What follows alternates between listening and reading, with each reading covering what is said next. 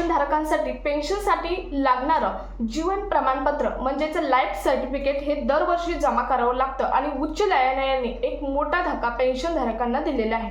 नेमकं उच्च न्यायालयाने एक 27 पानाचं परिपत्रक जारी केलेलं आहे, ज्यामध्ये पेन्शन धारकांसाठी जीवन प्रमाणपत्राचे काही नियम लावलेले आहेत। शिवाय बँका आणि सरकार यांच्यावरती 1 लाख रुपयांचा दंड सुद्धा ठोठावला आहे। नेमकं हे प्रकरण काय आहे तेच आपण आजच्या व्हिडिओमधून पाहणार आहोत। पेन्शन धारकांसाठी अतिशय महत्त्वाचा हा व्हिडिओ असणार आहे, कारण पेन्शन धारकांना जे हयात असल्याचा पुरावा म्हणून पेन्शनसाठी लागणारं जीवन प्रमाणपत्र आहे, या जीवन प्रमाणपत्रावर सुद्धा काही नियम लावलेले आहेत। ज्या नियमांचे पालन नाही केले तर तुमची पेन्शन ही कायमची बंद होऊ शकते। नेमकं या परिपत्रकात काय म्हटलं आहे ते आपण आजच्या व्हिडिओमधून पाहणार आहोत। व्हिडिओ स्किप न करता जराही स्किप न करता शेवटपर्यंत बघायचे, कारण प्रत्येक मुद्दा हा अतिशय महत्त्वाचा पेन्शन धारकांसाठी असणार आहे। त्यामुळे शेवटपर्यंत बघा। चॅनलवर पहिल्यांदा आला असेल तर पुढच्या नवीन अपडेटसाठी चॅनल सबस्क्राईब करून शेजारील बेल आयकॉन सुद्धा ऑन करून ठेवा, म्हणजे असेच महत्त्वपूर्ण अपडेट तुमच्यापर्यंत रेग्युलर पोहोचत राहतील।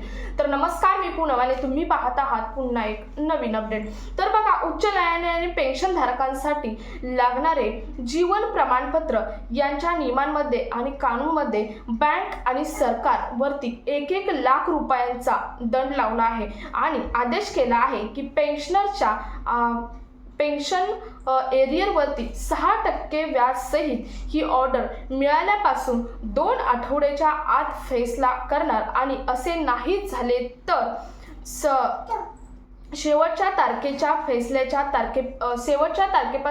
फैसल्याच्या तारखेपर्यंत 18% व्याजासहित परत करावे लागणार। याची 28 पेजेसची एक ऑर्डर निघालेली आहे, ज्यामुळे ही ऑर्डर आलेली आहे ज्याची वय आहे 102 वर्ष।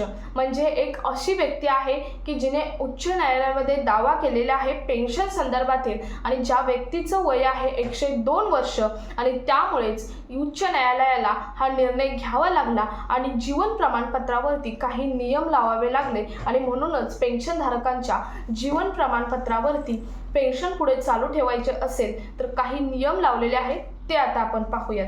तर बघा, नक्कीच विषय काय आहे, जीवन प्रमाणपत्र आणि बँक जिम्मेदारी हा या पत्राचा विषय आहे। यामध्ये पहिल्या पॉइंटमध्ये हे सांगितले आहे की वर्षातून एकदा जे पेन्शनसाठी बँकेत जे जीवन प्रमाणपत्र जमा करावे लागते ते जिवंत असण्याचा पुरावा असतो, म्हणूनच हे जीवन प्रमाणपत्र वर्षातून एकदा हे जमा करावं लागतं। त्यानंतर दुसऱ्या पॉइंटमध्ये सांगितले आहे, जर पेन्शनर 80 वर्षापेक्षा जास्त वयाचा असेल तर तो बँकेत वर्षातून 2 वेळा जीवन प्रमाणपत्र देणार आहे। म्हणजे वर्षातून 2 वेळा 80 वर्षापेक्षा जास्त ज्याचं वय आहे त्याला वर्षातून 2 वेळा बँकेत जाऊन जीवन प्रमाणपत्र द्यायचं आहे।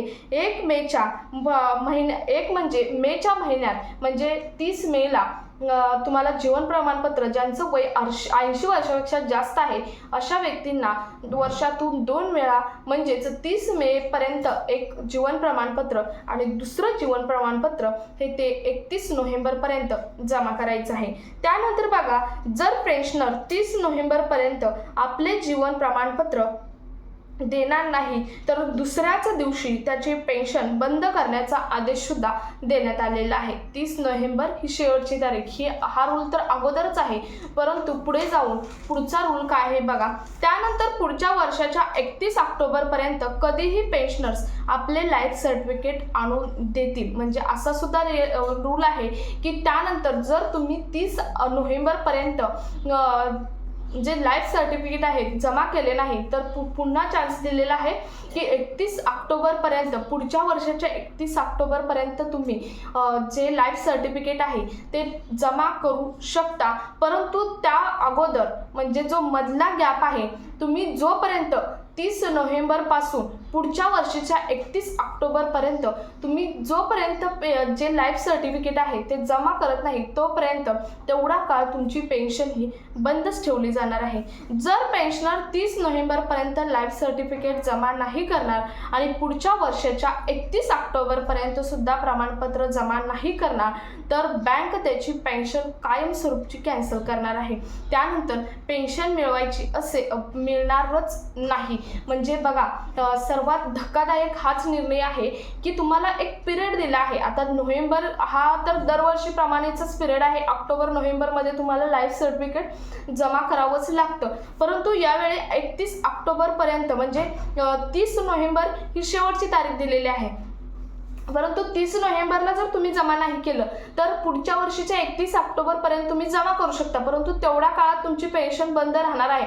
परंतु पुढच्या वर्षीच्याही तुम्ही 31 ऑक्टोबरपर्यंत जर लाईफ सर्टिफिकेट जमा नाही केलं तर तुमची पेन्शन कायमस्वरूपी बंदही केली जाणार आहे. आता हा 12 महिन्याचा पिरियड गेल्यानंतर पेन्शन ही बंद केली जाणार, तेव्हा तो पेन्शनर बँक किंवा संबंधित मंत्रालयाकडे जाणार. आता पेन्शन बंद झाले, कायमस्वरूपी झाले म्हटलं तो पेन्शनर संबंधित मंत्रालय किंवा बँककडे जाईल, तेव्हा त्याला पुन्हा पेन्शन चालू करायची असेल तर बँक तुम्हाला पाठवणार आहे CPAOकडे आणि मंत्रालयाची साईन झाल्यानंतरच तुमची पेन्शन पुन्हा चालू करता येणार आहे.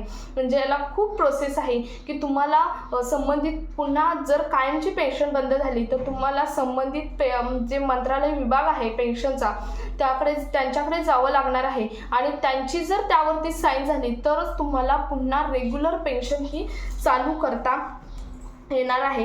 परंतु यांना एरियर मिळणार नाही. अतिशय महत्त्वाची ही अपडेट आहे की तुम्हाला मी मागाचा 12 महिन्याचा पिरियड सांगितला होता बघा, 30 नोव्हेंबर ते पुढच्या वर्षीचा 31 ऑक्टोबर हा तुम्हाला एक्स्ट्रा पिरियड दिलेला आहे. तुम्हाला लाईफ सर्टिफिकेट जमा करायचा खरा पिरियड आहे 30 नोव्हेंबर शेवटचा, परंतु एखाद्याचं राहिलं तर तुम्हाला एक्स्ट्रा पिरियड हा दिलेला आहे. परंतु जे राहिलेला कालावधी आहे तिथे पेन्शन तुमची बंद होणार आहे. परंतु जेव्हा तुम्ही लाईफ सर्टिफिकेट जमा करणार तेव्हा तुमची पुन्हा पेन्शन त्या पिरियडमध्ये 12 महिन्याच्या पिरियडमध्ये कधीही चालू होते. म्हणजे जेव्हा लाईफ सर्टिफिकेट जमा करणार तिथून पुढे तुमची पेन्शन चालू होणार आणि त्याचबरोबर त्यावेळी त्यांना राहिलेला एरियर सुद्धा मिळणार. जो एरियर राहिलेला आहे तो सुद्धा मिळणार. परंतु धक्कादायक बाब अशी आहे की ज्यांची 12 महिन्याचा पिरियड जाऊन सुद्धा ज्यांनी लाईफ सर्टिफिकेट जमा केलेले नाही त्यांची पेन्शन कायमची बंद केलेली असते आणि ती पेन्शन जर तुम्ही पुढे मंत्रालयाने तुमची दखल घेऊन त्यांची जर साईन तुम्हाला मिळाली आणि तुमच्या नशिबाने परत ती पेन्शन जर चालू झाली तर मात्र तुम्हाला एरियर मिळणार नाही. अतिशय ही धक्कादायक बाब आहे की तुम्हाला पुन्हा एरियर कधीच मिळणार नाही असा उच्च न्यायालयाने निर्णय दिलेला आहे. जीवन प्रमाणपत्र नाही दिले तर बँकेचे काय कर्तव्य आहेत? बँकने पेन्शनरच्या घरी जायचं आहे.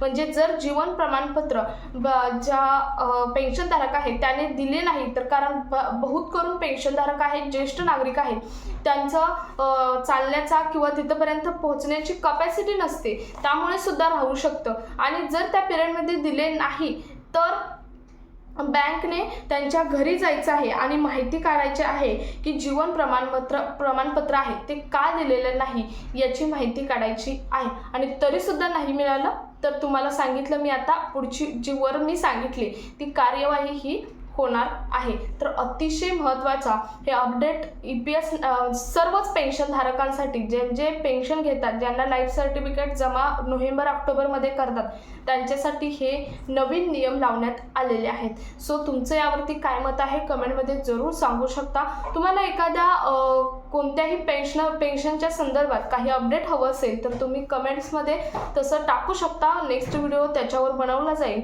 सो हा व्हिडिओ जास्तीत जास्त पेन्शनधारकांपर्यंत शेअर करा. भेटूयात पुढच्या एका नवीन अपडेटसोबत. तोपर्यंत धन्यवाद.